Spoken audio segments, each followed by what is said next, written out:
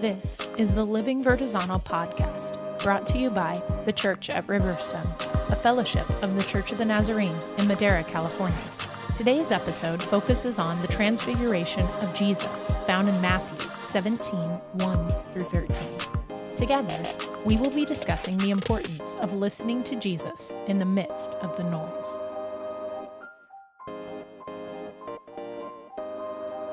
Hi, everybody. I'm Nick. I'm Natasha.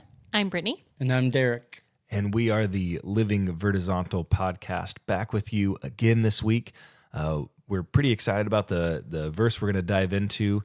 But before we do that, just a reminder, this last week as we walked through Matthew 16, 13 through 28, we looked at Peter's declaration of Jesus being the Messiah, and then Jesus kind of responding to that of what it looks like to be the Messiah. And ultimately, we came down to having this conversation about how important it is for us to know who Jesus is and what that means for us.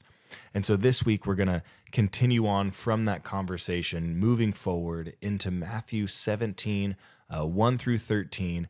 And this story picks up 6 days later and is another familiar one. And I believe Derek's going to be reading that passage for us. So Derek, would you read that for us, and then we'll see where we go from there. Matthew 17. After 6 days, Jesus took with him Peter, James, and John, the brother of James, and led them up a high mountain by themselves. There he was transfigured before them. His face shone like the sun, and his clothes became as white as the light. Just then there appeared before them Moses and Elijah talking with Jesus. Peter said to Jesus, "Lord, it is good for us to be here. If you wish, I will put up 3 shelters, one for you, one for Moses, and one for Elijah." While he was still speaking, a bright cloud covered them, and a voice from the cloud said, "This is my son, whom I love. With him I am well pleased. Listen to him." When the disciples heard this, they fell face down to the ground, terrified.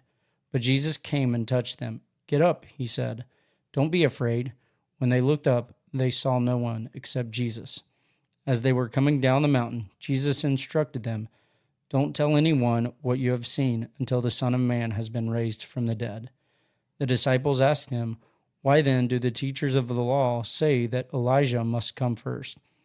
Jesus replied, "To be sure, Elijah comes and will restore all things.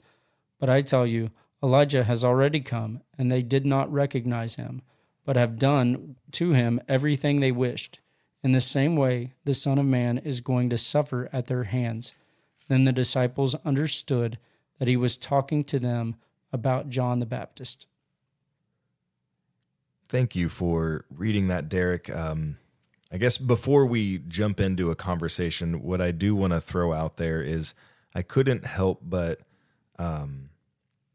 see a number of similarities that exist in this passage to passages that we may have read before.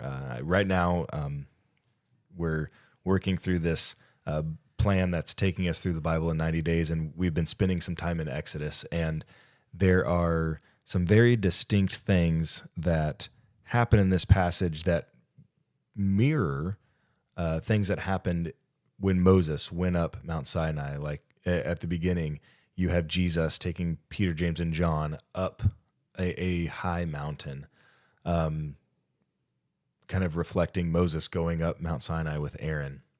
You have them getting to the top of the mountain and a cloud coming down. And when Moses would go to Mount Sinai, when the cloud came down, that was indicative that God the Father was there and was meeting with him and speaking with him. And that is what you see happen. You see from the cloud, "This is my son whom I love. With him I am well pleased. Listen to him."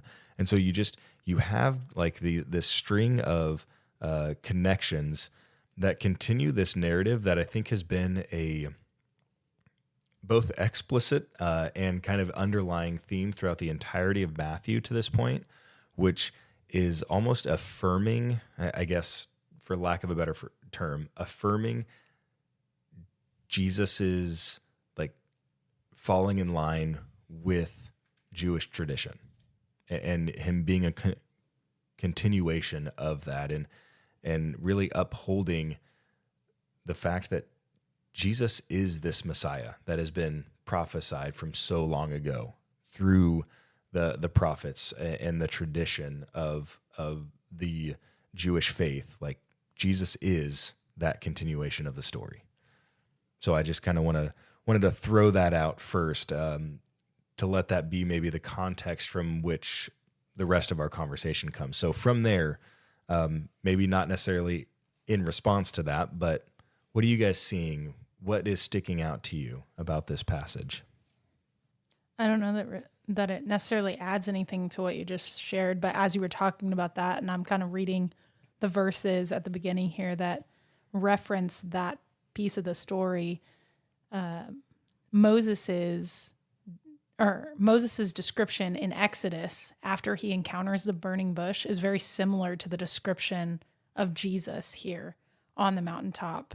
It says that his face shone like the sun and his clothes became as white as the light. And so it's like this really holy moment, this holy encounter with God. I mean, and so I saw that parallel there. I'm not sure what to do with it, but an observation.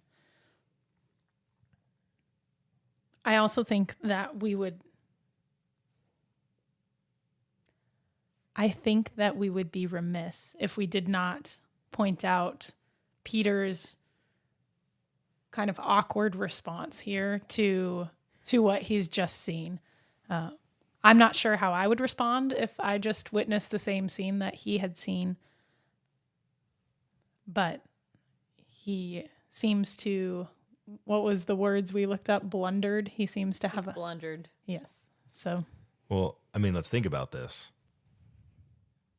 You're going up a mountain, you're climbing a mountain, and then all of a sudden you are standing in front of Moses and Elijah and then a glowing Jesus. What would your response be?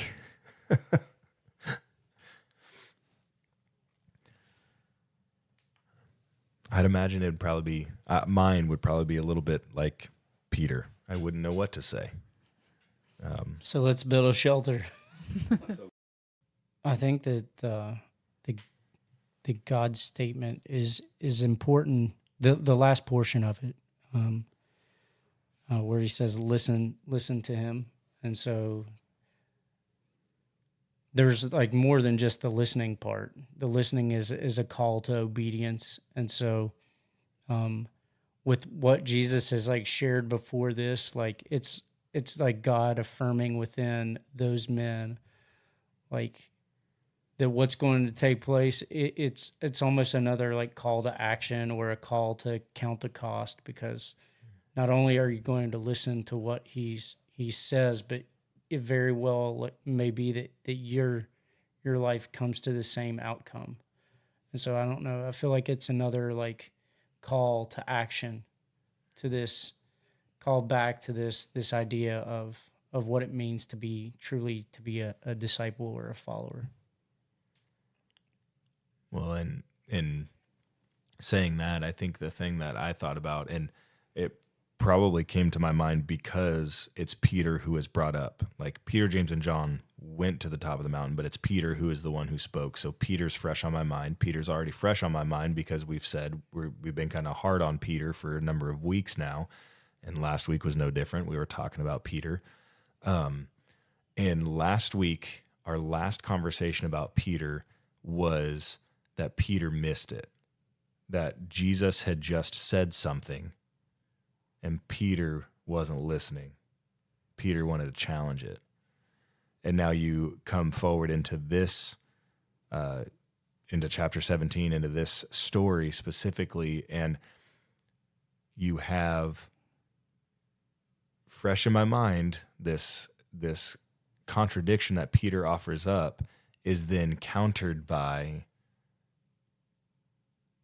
God the Father coming and saying, "This is my son, so you were right in identifying him as the Messiah. I'm going to give you that affirmation. I do love him. I am well pleased with him. Listen to him. He's told you some things. He's going to continue to tell you some things, and some things that they may not make sense to you. They might contradict everything that you've thought to this point and your understandings and your preconceived notions, but you need to listen to him because what he has to say is truth. And so that's the thing that when I read this, man, it like really stuck out to me, was just on the heels of our conversation from last week. Like, we have got to listen to Jesus, and otherwise we get lost down the trail of our own understanding, our own ideas. And even his response, like their response to the way, like when God speaks to them, is kind of different than like when their interactions with Jesus. There's like more of like a reverence toward who God is, and not that they don't revere like Christ for who he is. I just don't think they can't quite put it all together. But there's a definite like distinction in the way they respond to God versus the way they respond to Jesus. And so that's kind of strange to me. I mean, I don't know what to make out of that other than to say like the response is just different. And so, I mean, maybe this is like God's way of trying to help them understand that even though Jesus is there physically, that there is no difference. And so I don't know. Like I said, I don't know really what to make out of it other than to say like their position and posture is obviously much different in the way they respond.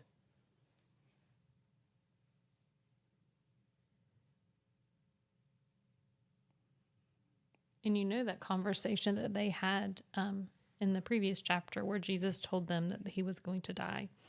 You know that's fresh in their minds because when, God the Father tells them, listen to him, like really their next question is about, well, why do they say Elijah's going to come before the Messiah? So they've already got this like, okay, so you say you're going to die, but let's get a timeline. Like, what's happening next? Like trying to figure out how they can, like, what's to come now. Like I think they get it now. Like the way that, like their response is, okay, if this is what we're going to do, let's figure out how to do this. I think the thing that's also, I guess, a part of this conversation that grabs me, Derek, when you were talking about their response, when you go a little further, I mean, yes, their response is different. They've been hearing Jesus speak, and they have yet to fall face down in front of him when he speaks. But then they hear a voice from the cloud, recognizing it as God, and they fall face down. And after that, though, you have this Jesus. I want to read it, but Jesus came and touched them. Get up, he said. Don't be afraid. And so you have Jesus, God incarnate, instead of standing over them and giving them a command. He is the God of the universe. He has every right to do that. He comes alongside of them and touches them and says, get up. You don't need to be afraid. I'm right here with you. Like, you may have just seen this crazy scene in front of you and heard some crazy things, but I'm still here. I'm with you, as I have been all along. And so it's like a beautiful depiction of who Jesus is. He is Emmanuel. He is God with us. And we have, as disciples even today, like this same reality, this same God who is desiring to journey with us and to walk with us and to touch us and say, don't be afraid. I'm here with you. Not to stand over you and condemn you and berate you, but to walk with you. And that posture of that attitude that Christ has, that love, like it continues as they go down the mountain, as he continues like teaching them and trying to help them understand and not share what they've seen until he's raised from the dead. And he continues on in this, like going from this interaction with the Father to right back to teaching mode, essentially, and trying to help them like understand what just took place and what is taking place, not just what took place, but what is taking place in the midst of them. So, I mean, Jesus, he continues that same attitude even after they get up and they go away. And so, as you pointed out, I think that's crucial. Like, yes, their posture was different, but Jesus's response is what we would expect. He doesn't, like you mentioned, there's no berating. It's what a shepherd does. Like, there's a whole lot. There's more than just like, there's so much in being a shepherd, and that's Jesus is the good shepherd, and he's just taking care of his flock, so to speak. I think the other thing that I would be remiss if I didn't mention it, that was discussed at our table on Sunday, was somebody pointed out, so at the beginning, what we have Moses and Elijah and Jesus, right? And we have Peter saying that, I need to make a shelter for you, or an altar or something like that. And then God speaks, they fall face down, Jesus picks them up, and the detail of verse 8 is important. When they looked up, so they just heard, "Don't be afraid." When they looked up, they saw no one except Jesus. And at our table, the statement was like, you have Moses, who's often associated with the law, and you have Elijah, who's often associated with one of the great prophets, and you have the tendency to see those things and to allow your focus to be drawn to those things because there is good associated with them. And yet, in the presence of Jesus, those things fade away, and all that remains is Jesus. And so the individual that brought it up was just talking about how there's going to be a lot of good things that enter our sight, that come into our vision. But in the presence of Jesus, all of those things ought to fade away because he's all that matters. He's where our focus ought to be and where we need to be fixing our gaze. If we're looking at them as the law and the prophets too, like it's the missing piece. Jesus is the fulfillment of everything that they were sent to do or to proclaim. He is the fulfillment. So it's essentially like they're the base pieces of a triangle, and he is the peak or the pyramid portion. So Jesus is the fulfillment of all of that came before. So as you were saying that's what resonated with me. Well, he's the new covenant. So, God made a covenant with Moses, and Jesus is that new covenant. And so this new covenant that Jesus brings kind of unleashes this whole new perspective or whole new arena for us to, as humanity, us to interact with the living God. And so just earlier in this passage, we hear God tell us to listen to him, to listen to Jesus. And so as disciples who have come after Peter, James, John, albeit thousands of years later, we've been called to this same listening to him. And we get the privilege of doing this through his Holy Spirit, which is with us at all times. And so just as Peter, James, and John had Jesus with them almost all the time, we get to have even better than that. We get to have him with us all the time, in every moment, in every thought, and to involve him in every decision that we make. And so this listening piece, I think, becomes a really big new thing that's made available to us by this new covenant.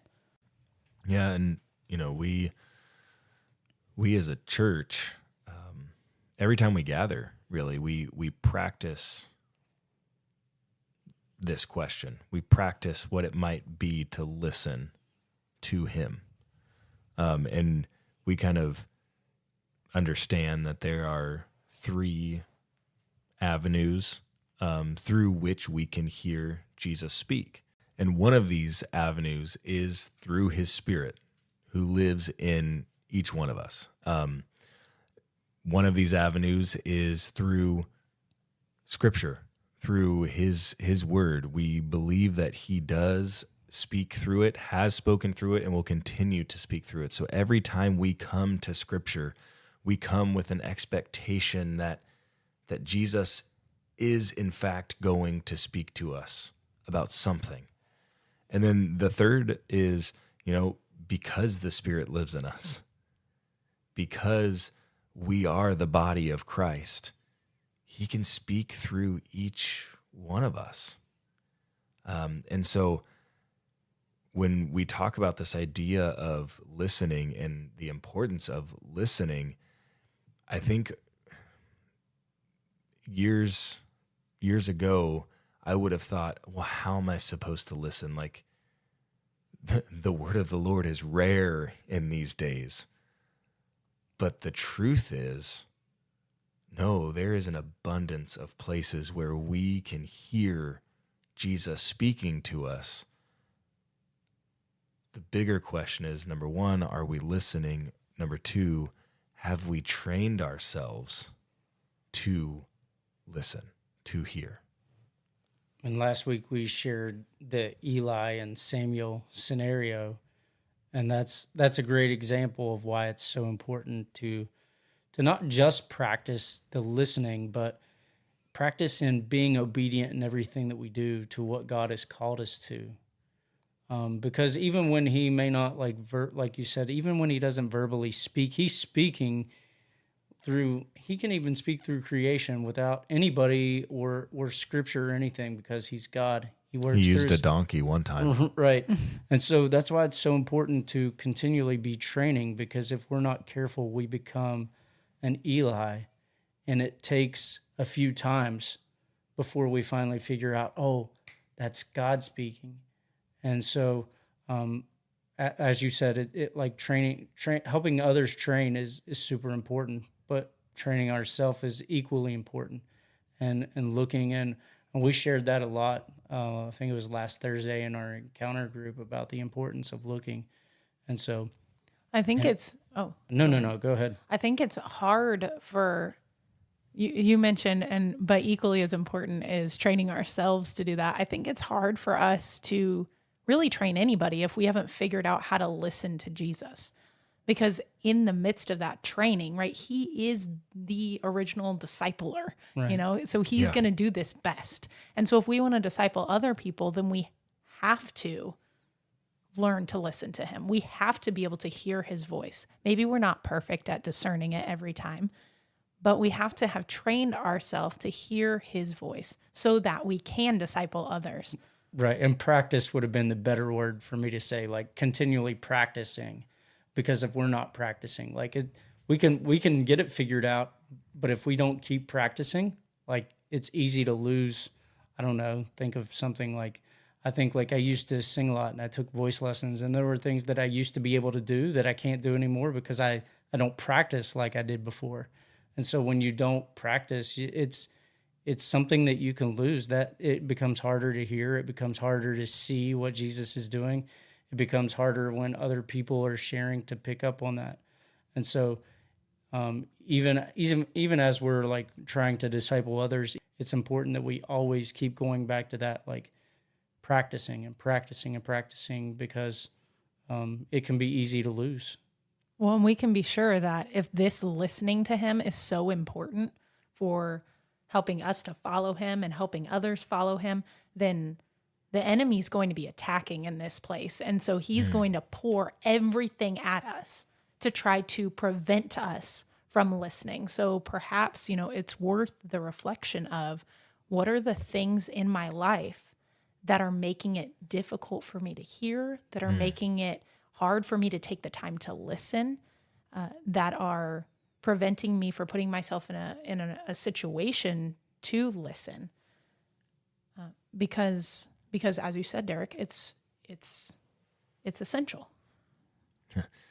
And as you were saying that, the thing that was going through my mind is, you're right. Like, if this is so important, obviously that's going to be a front that the enemy attacks on. And you look around us and it is so loud.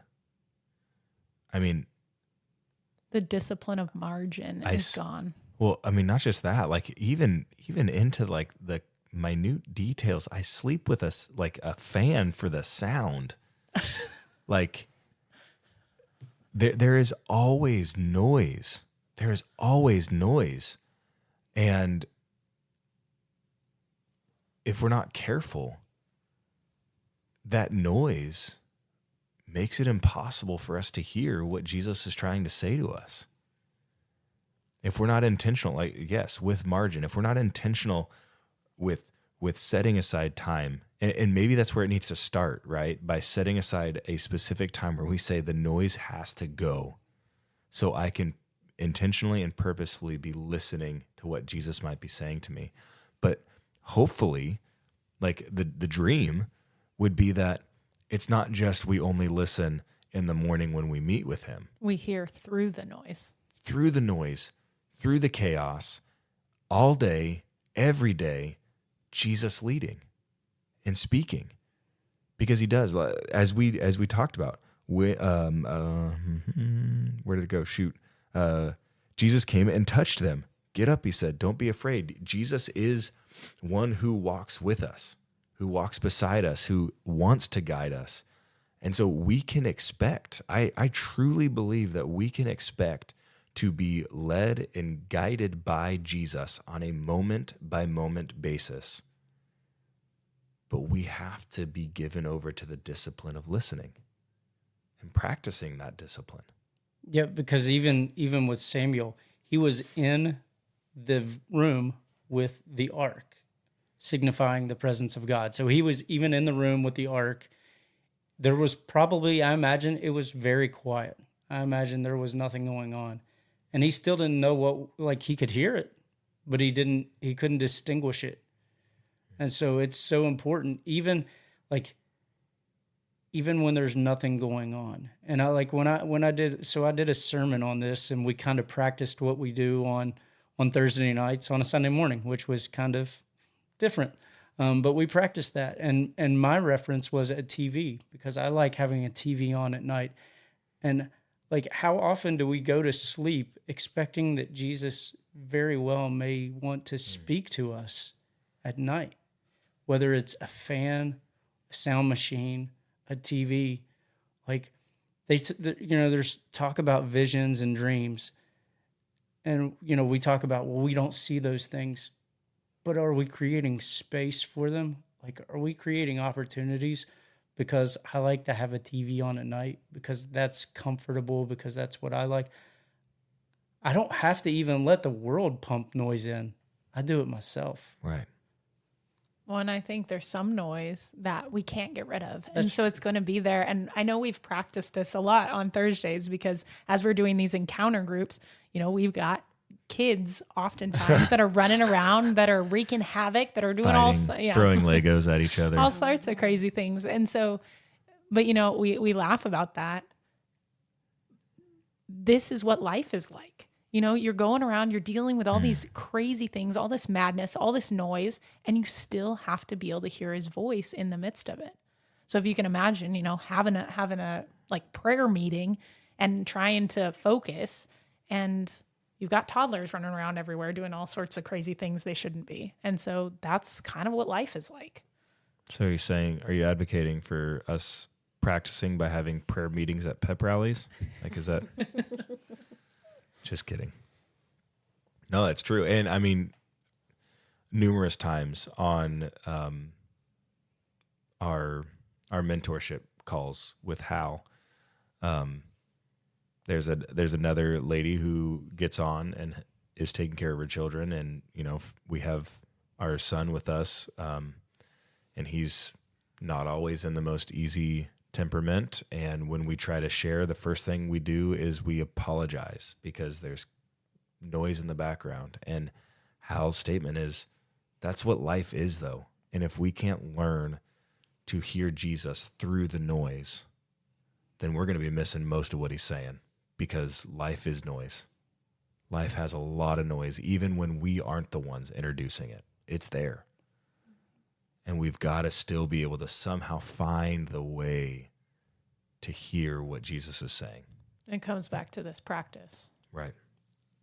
The one thing I think I would add to what you guys said, what you were sharing about, like, you have to be able to hear through the noise, which is true. You do have to be able to hear through the noise. The one thing I would add to that is, I guess, and maybe that's what I was trying to say and didn't do a good job, is that not to create unnecessary noise. Yeah. Because we all have to live through the noise. Like, there's stuff vying for our attention all the time, but we also do a really good job of creating noise that doesn't have to be there. Sure. For sure. And if we can limit or remove the noise in those times, if we can practice in the times when there is no noise, it makes it way easier when the noise comes, because you've begun to train yourself in how to do it, and how to proceed, and how to listen, and how to look for Jesus in what people say and what we see.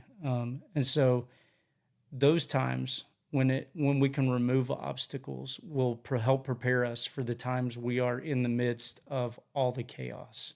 And so I think there's a both and. Like, you can't remove all of the noise, but you can help reduce. You can choose not to add to it. Right. You can reduce the noise to help prepare for when the noise comes.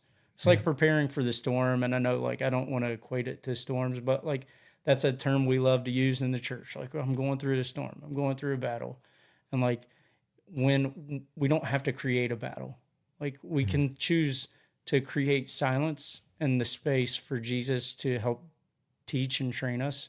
So when the noise comes, or the battle comes, or the storm comes, like, it's not like, where do I turn to? When Peter stepped out, he didn't question where to turn to. Like, he knew when the storm came, he knew where to turn to. And so being prepared in the quiet times helps us to know where to turn when there's a storm brewing. So I had the privilege of being with the kids on Sunday, and I was trying to get them to understand, like, hearing and listening and obeying and how that kind of all goes together. And we have a daughter who is 9, and she is very soft-spoken. A lot of times she'll talk, and we don't necessarily know that she's talking, because she's so quiet. And we have 5 kids, so everything's loud, but she's very quiet. And I talked about the example of, if Riley's talking and I'm not paying attention, I can't hear her. But if Riley's talking and I'm looking at Riley and I'm focused on Riley, it doesn't matter how loud it is around me.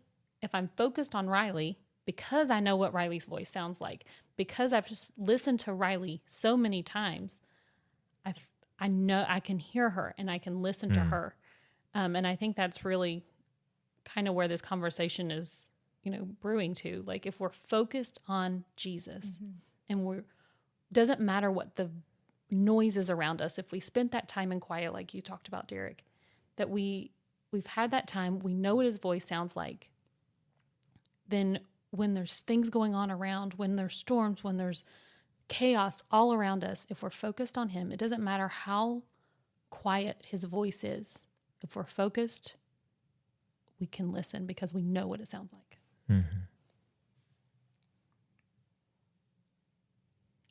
In Jackson, Brooklyn, they're loud. So, yeah, I mean, if we're going to equate, in that parallel, They're the chaos. they are the chaos.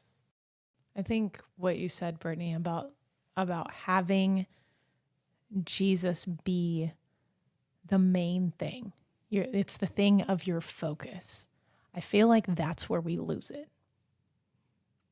I feel like it's when we get focused on, and I know we've covered this conversation before. It's been a theme for sure over these last several weeks. But when we lose our focus on Jesus, that's when we do, Derek, what you were saying, where we start introducing more noise, because we stop thinking about, well, Jesus, and I'm living for Jesus, and my main thing is Jesus, and my purpose for existing is Jesus. We stop focusing on that. And so all of a sudden we're like saying yes and welcoming all these other things that are noise into our lives, whether it's extracurricular activities for the kids, or it's, offering to build tabernacles,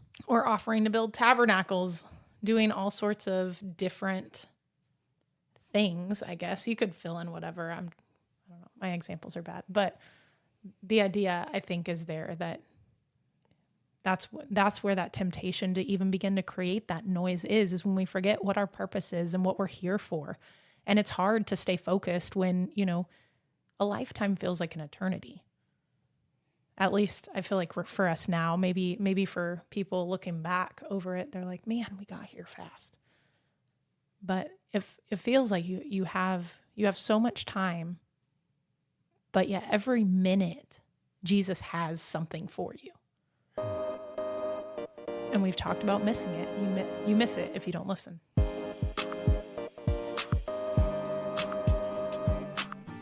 Be sure to follow the Living Vertizonal podcast to stay current on all our new releases. To learn more about the Church at Riverstone, visit us at thechurchatriverstone.org.